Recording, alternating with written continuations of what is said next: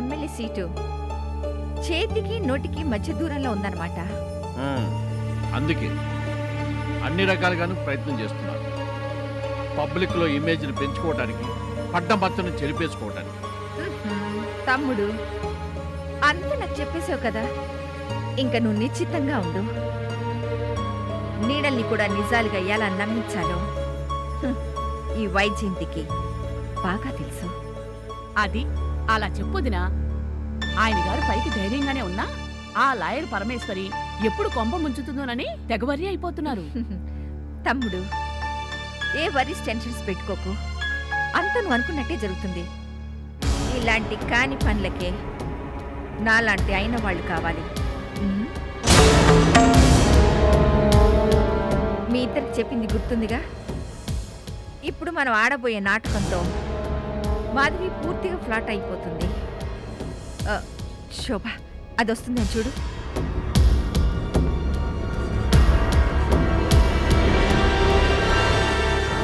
అది వచ్చేస్తుంది వదినా. కానీ వదినా,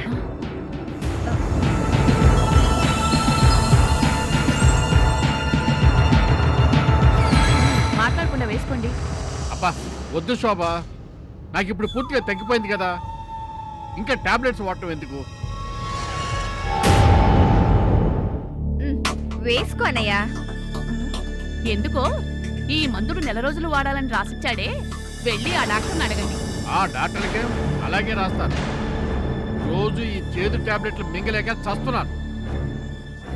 అవును మరి, జబ్బు చేస్తే టాబ్లెట్స్ క్యాడ్బరీస్ తింటారేంటి? అబ్బా వద్దంటుంటే. శోభ, ఎందుకు వేసుకోవడం చూద్దాం. పట్టుకో. ఏమిటి మీ ఇద్దరు, అసలు నాకు జబ్బు గిబ్బు ఏమి లేదంటుంటాను. ఆ మాట చెప్పాల్సింది నువ్వు కాదు, డాక్టర్ గారు. అత్తయ్య ఏమైంది? చూడమ్మా, మీ మావి టాబ్లెట్ వేసుకోమంటే చిన్న పిల్లల్లా మారం చేస్తున్నాడు. అబ్బా నాకు ఏ జబ్బు లేదంటే నమ్మరేంటి? నా కోడలు మనవరాలు వచ్చాక నాకు 1000 ఏనుగుల బలం వచ్చింది తెలుసా? శోభ, ఇంక లాభం లేదు. ఆ డాక్టర్ గారి నంబర్ చెప్పు, ఫోన్ చేద్దాం. అత్తయ్య వాటిని ఇలా ఇవ్వండి. తీసుకోమ్మా.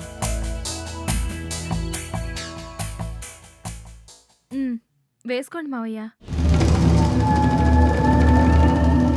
ఏంటి మాధవి నువ్వు కూడాను? మావయ్య, పెద్దమ్మగారు కాదు, ఆ డాక్టర్కి నేనే ఫోన్ చేస్తాను.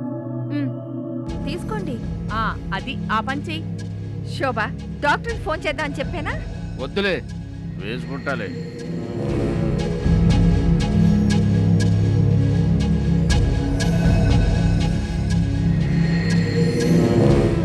నా చేతులతో ఇస్తే చేదు మాత్రలు, కోడల చేతితో ఇస్తే పిప్పర్మెంట్లుగా మారిపోయాయా?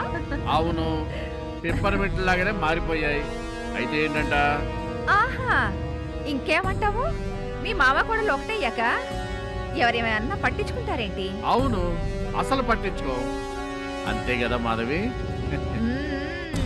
చూస్తున్నాను. ముందొచ్చిన చెవుల కంటే వెనకొచ్చిన కొమ్ములు వాడి అని ఊరికే అన్నారా? అవును, నా కోడలు మా ఇంటి మహాలక్ష్మి, నా మనవరాలు ఈ ఇంటి మహారాణి. సరేనా? సరే అనకపోతే మాత్రం మీరు ఊరుకుంటారా ఏంటి? మీ మామ కోడల్ని తట్టుకోవడం అమ్మో నా వల్ల కాదు బాబు. అత్తయ్య, ఊరికి సరదాగా అన్నాను. ఆయన గారికి మాత్రమేనేంటి, నాకు మాత్రం నువ్వు నెత్తి మీద దేవతవు కావేంటి? పోండత్తయ్యా.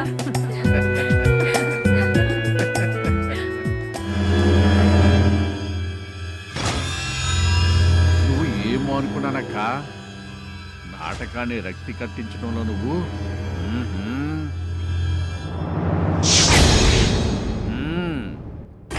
మాధవిని నమ్మించగలిగాం కాబట్టి ఆ లాయర్ పరమేశ్వరి ఫోన్ చేసి పెద్ద పెద్ద డైలాగులు చెప్తే అవును ఇదంతా మేము ఆడుతున్న నాటకం అని చెప్పేశారు. ఓడిపోయి ఆ లాయరమ్మతో మనం ఆడుతుంది నాటకం అని చెప్పేశారా? అది అసలే ఆవలించకముందే పేగులు లెక్క పెట్టే రకం కదండి. No problem. మేక తనంతట తానుగా పులి భూల్లోకి వచ్చాక ఎవరు ఏం చెప్పినా నమ్మరు. ఏమో నాకెందుకో భయంగా ఉంది. మీరు తొందరపడ్డారేమో. నో, తమ్ముడు కరెక్ట్ పని చేశాడు. అవును తమ్ముడు, చెప్పకుండా కొడితేనే దొంగ దెబ్బ అవుతుంది, చెప్పి కొడితేనే చావు దెబ్బ అవుతుంది. కరెక్ట్. చూస్తూ ఉండండి, శత్రువులందరినీ ఒకేసారి కోలుకోకుండా ఎలా దెబ్బ కొడతాను. ఈ డీపీ రేంజ్లో పగ సాధిస్తే అది ఎంత క్రూరంగా ఉంది. అంటే అమ్మడు మీ మావగారు నీ చేత్తో ఇస్తేనే గాని మందులు వేసుకోనంత ఇదిగా మారిపోయాడన్నమాట. అవునానమ్మా, ఇంత త్వరగా వాళ్ళల్లో మార్పు వస్తుందని నేను కల్లో కూడా అనుకోలేదు. మా మావగారే కాదు, మా అత్తగారు కూడా రోజు ఏ కూర వండుదాం, ఏ స్వీట్ చేద్దామని నన్నే అడుగుతారు తెలుసా? అంతేనే, కావాలని కలిపేసుకున్నాక మనుషులు అంతే ఉంటారు కదా సత్యమ్మా?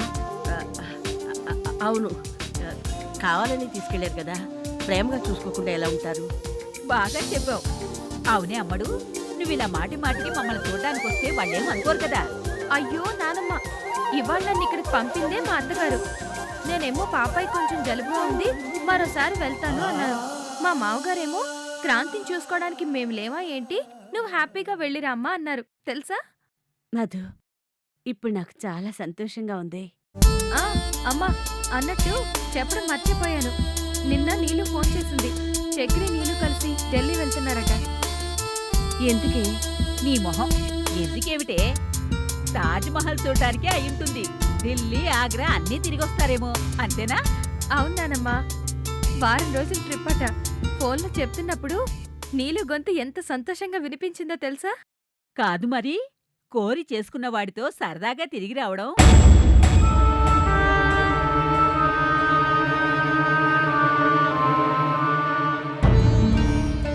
ఆగిపోయావే నానమ్మా, నువ్వేం చెప్పాలనుకుంటున్నావో నాకు తెలుసు. కానీ నేను ఆ ఇంటికి వెళ్ళింది అత్తయ్య మావయ్య కంటి తడి పెట్టి ప్రాధేయపడ్డారని. నా బిడ్డ అనాథ కాదు, దానికి ఓ కుటుంబం ఉందని చెప్పుకోవడానికి. మాధవమ్మ, మనుషులతో తొందరగా మారిపోతారంటే నమ్మలేకపోతున్నావు కదూ? మొదట్లో నేను నమ్మలేదు, కానీ వాళ్ళ ప్రేమని, ఆపేక్షని చూశాక, మనవరాలంటే ప్రాణం పెట్టే వాళ్ళ అభిమానాన్ని చూశాక నాకు వాళ్ళ మీద పూర్తి నమ్మకం కలిగింది.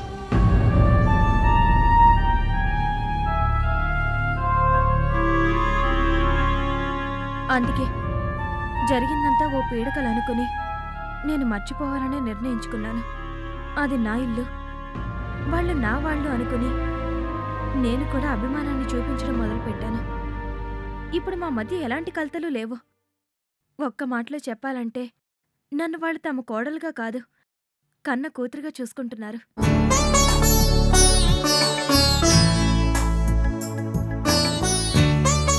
చాలమ్మా, ఈ ఒక్క మాట చాలు. జరిగిందంతా కళ్ళారా చూసిందాన్ని కదా, ఏదో ఉండబట్లేక అన్నాను. తప్పుగా అనుకో. అదేంటి సత్తమ్మా, నువ్వేమైనా పరాయి దానివా? నువ్వేం చెప్పినా దాని మంచి కోసమే చెప్తావని మాకు తెలుసు. అవును సత్తమ్మా, న్యాయ పోరాటం చేసినన్నాళ్ళు నువ్వు నాకు అండగా నిలబడ్డావు. ఇప్పుడు నేను ఆ ఇంట్లో సంతోషంగా ఉండగలుగుతున్నానంటే అందుకు కారణం నువ్వు కూడా. నేను అక్కడ హ్యాపీగా ఉన్నాను, చాలా చాలా హ్యాపీగా ఉన్నాను. సరేనా? ఉమ్.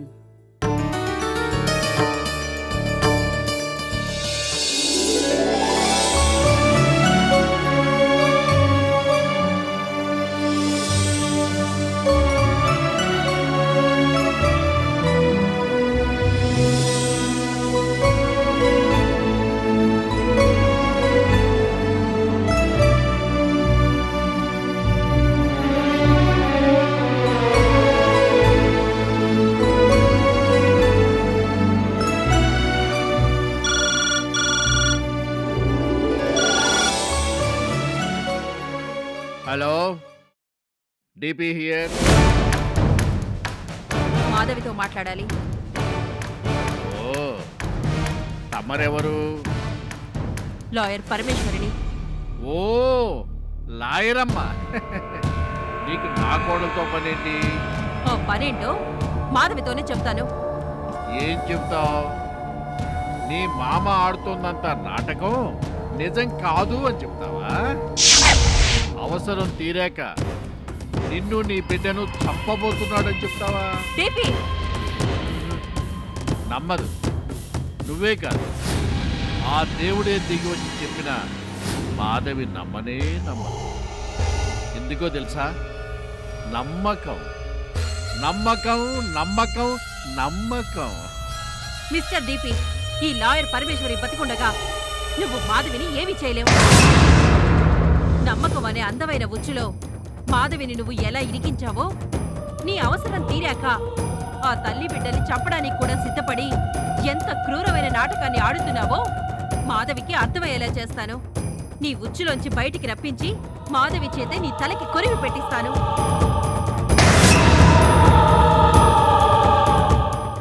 నా తలకి కురివి పెట్టిస్తావా? నేను అంత పాపు ఏం చేశాను చూడమ్మా. నిజమే, ఒకప్పుడు నేను తప్పే చేశాను. కానీ ఇప్పుడు నేను చేసిన తప్పుని తెలుసుకున్నాను. మాధవ్ నా కొడలుగా తెచ్చుకున్నాను. అయినా కూడా ఇంకా నువ్వు నా మీద కేసు నడుపుతాను అంటావు. అన్యాయం. అసలే నాకు ఈ మధ్య హార్ట్ అటాక్ వచ్చింది.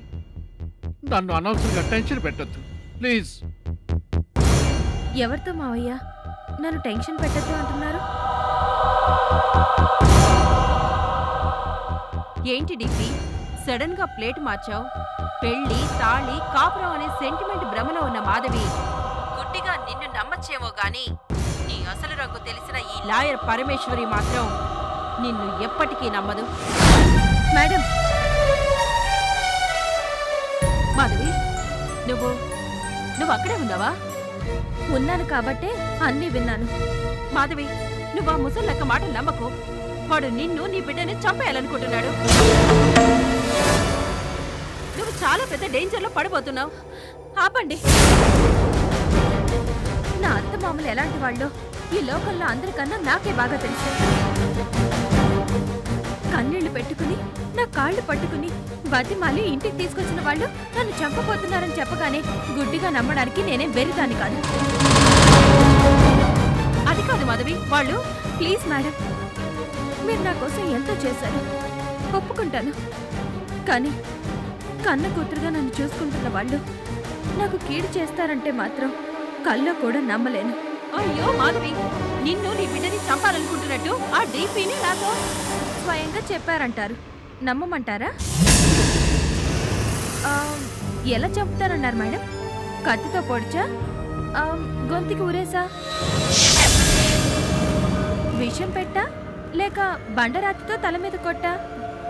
మాధవి, సారీ మేడం, వాళ్ళు మారారు, పూర్తిగా మారారు. ఇప్పుడు నేను హ్యాపీగా ఉన్నాను. ఇక్కడ ఏం జరుగుతుందో దూరంగా ఉన్న మీకంటే నాకే బాగా తెలుసు. మీ అర్థం లేని అనుమానాలతో, భయాలతో దయచేసి నన్ను డిస్టర్బ్ చేయకండి. ఇప్పుడిప్పుడే కుదుటపడుతున్న నా కాపురంలో తుఫాన్లు సృష్టించాలని ప్రయత్నించకండి ప్లీజ్.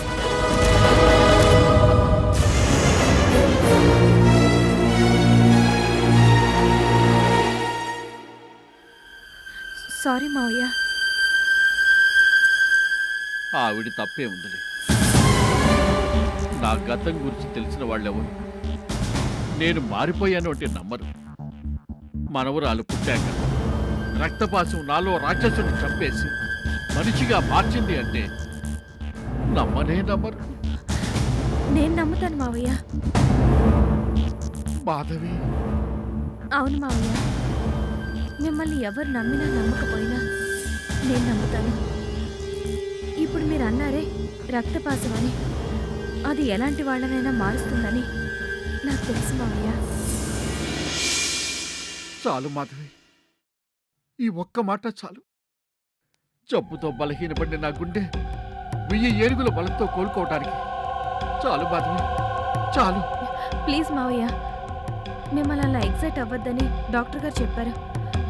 మీరు చెస్ ఆడుకుంటూ ఉండండి, మీకోసం నేను వేడివేడి కాఫీ తీసుకొస్తాను. ఆ,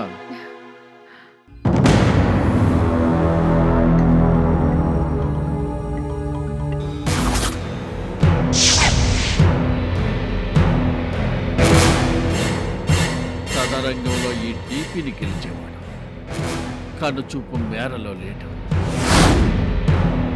చెక్.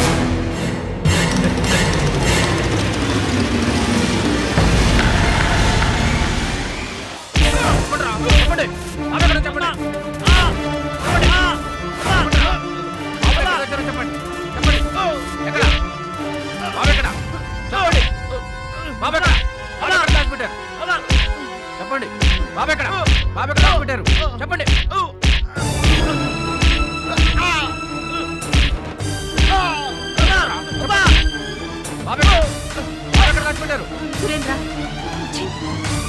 చివరికి ఎంత నీచానికి దిగజారావు? ఎక్కడ మా బాబు ఎక్కడో చెప్పు. మీరు ఆగండి మేడం. వీళ్ళతో నిజం ఎలా చెప్పించాలో నాకు బాగా తెలుసు. చాలు, ఇప్పటి వరకు మీరు చేసిన సహాయం చాలు. మేడం, మా డ్యూటీ మమ్మల్ని చేయనివ్వండి. ఇన్స్పెక్టర్, అసలు మీరు ఎందుకు వచ్చారు? మీరు వచ్చినందుకే మా బాబు మాకు దక్కకుండా పోయాడు. మీ తొందరపాటు వల్ల ఆఖరి క్షణంలో మొత్తం పాడైపోయింది.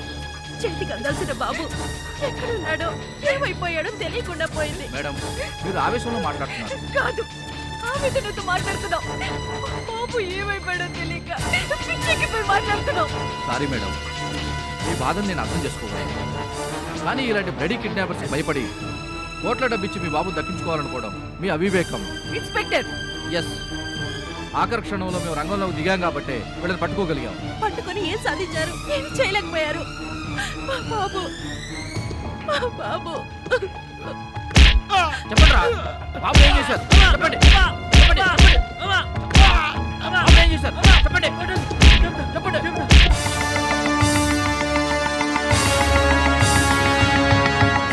మీరు వెంటబడేసరికి నాకేం చేయాలో తెలియలేదు. అందుకే బాబుని రోడ్డు పక్కనే ఆగి ఉన్న ఓ కారులో పడుకోబెట్టాను. ఎవరిదా కారు? తెలియదు. మిమ్మల్ని తప్పించుకొని వెనక్కి చూసేసరికి కారు అక్కడ లేదు, వెళ్ళిపోయింది. చెప్పరా, నీకెంత డబ్బు కావాలన్నా ఇస్తాను. ఆ కారు ఎవరిది? నాకు నిజంగానే తెలియదు. మేడం, మీరేమి కంగారు పడకండి. బాబును కారులో వాళ్ళు ఎవరు తప్పకుండా చూసే ఉంటారు. ఒకవేళ వాళ్ళెవరు చూసుండకపోతే బాబు ఎందుకే ఇన్స్పెక్టర్? డబ్బు పోయినా బాబుని దక్కించుకుంటే చాలు అనుకున్నా. మీరే అవకాశం లేకుండా చేశారు. ఇన్స్పెక్టర్, బాబుకి ఏదైనా జరిగిందో నేనేం చేస్తానో నాకే తెలీదు. వదిలిపెట్టను, ఒక్కడిని కూడా వదిలిపెట్టను. ఇన్స్పెక్టర్, పొరపాటు జరిగింది మీ వల్ల. బాబుని వెతికించి క్షేమంగా అప్పచెప్పాల్సిన బాధ్యత మీదే. గుర్తుంచుకోండి. చేయండి. వీళ్ళ వల్ల ఏమీ కాదు. మన బాబుని మనమే వెతుకుందాం. పద. వదిన అని పిలుస్తూనే ఇంత ద్రోహం చేసిన నువ్వు మనిషివి కాదు, రాక్షసుడివి. ఛీ! కానిస్టేబుల్స్, రాస్కెల్స్ కి మంచినీళ్ళు కూడా ఇవ్వకండి.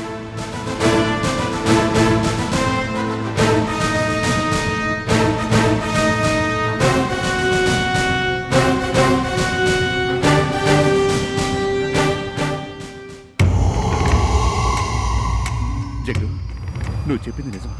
నిజం గురు. ఆ కారు ఎవరిదో నిజంగానే నాకు తెలియదు. గుడ్డోని ఆ కారులోనే పడుకోబెట్టాను.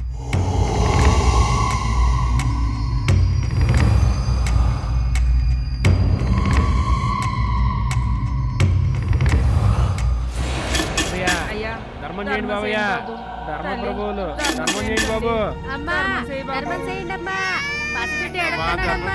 బాబు, ధర్మం చేయండి అయ్యా. పసిబిడ్డ పాలు తాగి 3 రోజులైందయ్యా. అమ్మా, ధర్మం చేయండి అమ్మా. ధర్మం చేయి బాబయ్య. అయ్యా, ధర్మం చేయి బాబు. అయ్యా, ఏ చంద్రే, పాపం బొడ్డోడు గుక్క పెట్టి ఎడుతున్నాడే.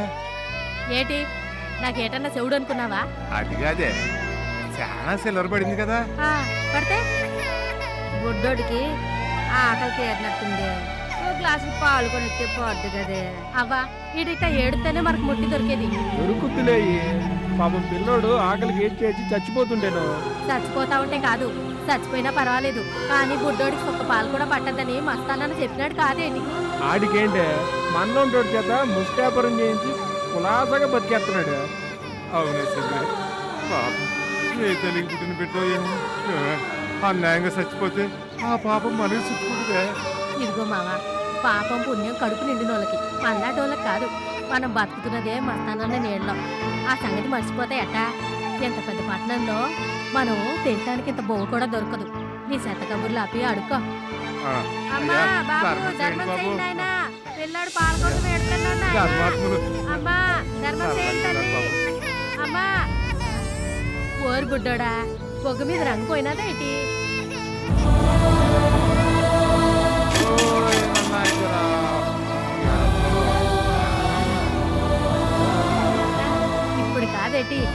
మాత్రం ముష్టి మారాలా ఉన్నావు.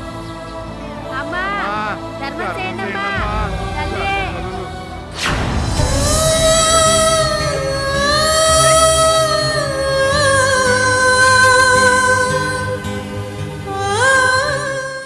బాబు ఫోటోతో పేపర్లో ప్రకటన వేద్దాం. బాబు ఆచూకీ చెప్పిన వాళ్ళకి ₹1,00,00,000 బహుమతిని ప్రకటిద్దాం. ఎందుకు వెళ్ళాలి? ఇది నాకు అత్తగారిల్లు కాకపోవచ్చు, కానీ నా బిడ్డకి తాతగారిల్లు. బిడ్డ పాల కోసం అల్లాడిపోతున్నాడమ్మా. ఎంతో కొంత దానం చేసి